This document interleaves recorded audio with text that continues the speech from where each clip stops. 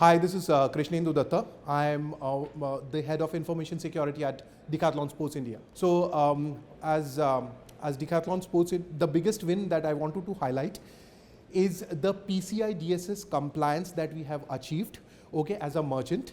So, this is basically on the latest version, that is PCI DSS SAQ 4.0.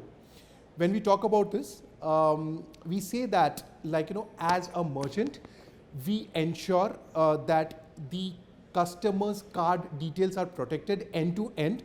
Okay, so there will be absolutely no risks about all your transactions, basically. So that is one thing that I think, it's been an amazing journey for us. It's been a very long journey and an amazing journey because we got to learn a lot as an organization. And yes, this is one of our biggest wins for this year itself. Okay, so let me just tell you what is a third-party risk assessment all about. Okay, so let's say you are partnering up with one of the vendors, basically to support you in providing some enhanced technology to support your business, I would say. That's where your third-party, your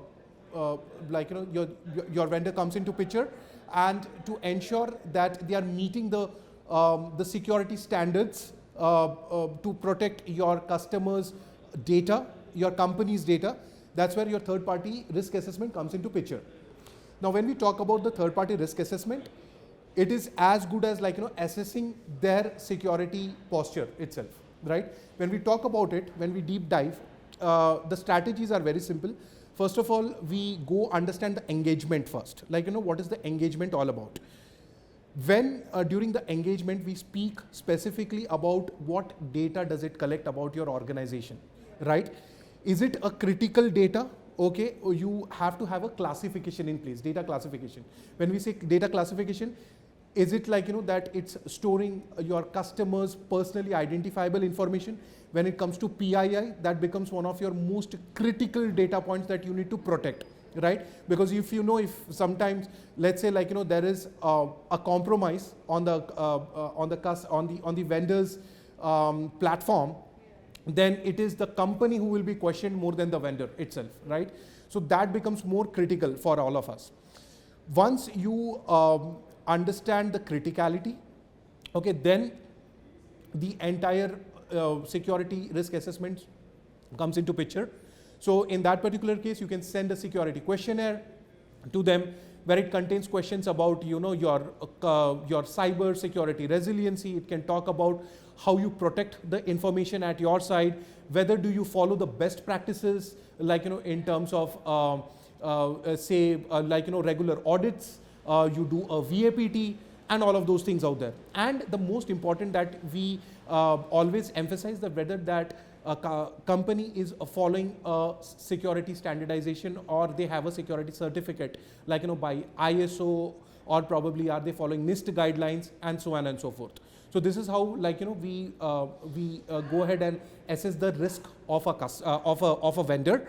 Once we have the report in place, that's where we actually rate them based on the criticality. So let's say if I have to probably talk about it. So once you have the report in place, we can rate the vendor whether it's a critical or whether it's a non-critical vendor. Are they good to partner with or are they not good to partner with actually? So this is how it is, and that's how we are able to provide a final certificate, and that's how we give our clearance, and that's where they get onboarded. So this is the basic strategy that we follow. In my school, I used to be a regular student. My attendance was absolutely 100%. Having said that, mostly at a certain level where maybe if I would have been sick, or maybe just for some reasons if I couldn't make it to my school, that day used to be a bit difficult for me, because for me it was the biggest miss of my schooling journey actually. So I feel today economic times, it's a school for me, I would say. Because today the insights that you get, specifically, I diligently follow all these feeds, that are being published by Economic Times, because they are very much they work on ground. First of all, your congratulations to your team. Let me say this, if I miss one of these events, then I think I'm missing a lot. Every time when I actually get to know about from the panel discussions, or probably from speakers coming from various industries speaking about the cyber resiliency, the threat detection, the adoption of any sort of governance that you need to implement in your organizations, it's always new and fresh insights. I always make sure that I make a note of it and I try to implement that in my security journey, basically. So I think it's very important. I would actually welcome many more CISOs in the near future to please attend these events, because this is something maybe it's I don't want to kind of name any kind of conclaves of something which is happening, but this is very important because over the next 3 days, I think it's going to be pretty insightful for all of us.